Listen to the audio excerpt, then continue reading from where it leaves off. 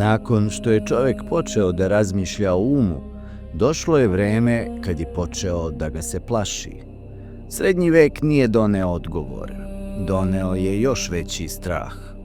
U svetu u kojem je bolest bila nepoznanica, a znanje ograničeno, sve što se nije moglo objasniti moralo imati neki nadprirodni uzrok. I tako je ponovo postao opasan.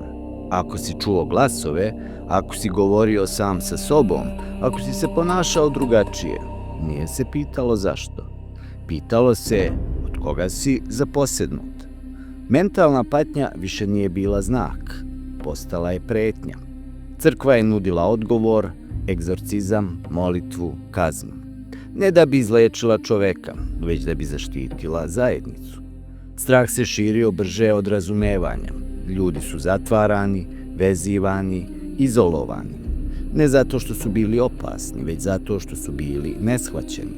U to vreme bol nije bila nešto što se leči. Bol je bila dokaz greha. I što je patnja bila veća, to se verovalo da je kazna pravednija.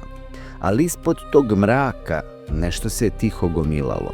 Pitanje: ako je sve delo demona, zašto se patnja ponavlja? Ako je krivica duhovna, zašto telo trpi? To pitanje još uvijek nije smelo da se izgovori naglas. Ali seme sumnje je već bilo posijano. I ono će vekovima kasnije ponovo promeniti tok istorije. Jer strah nikad ne nestaje. On samo menja oblik.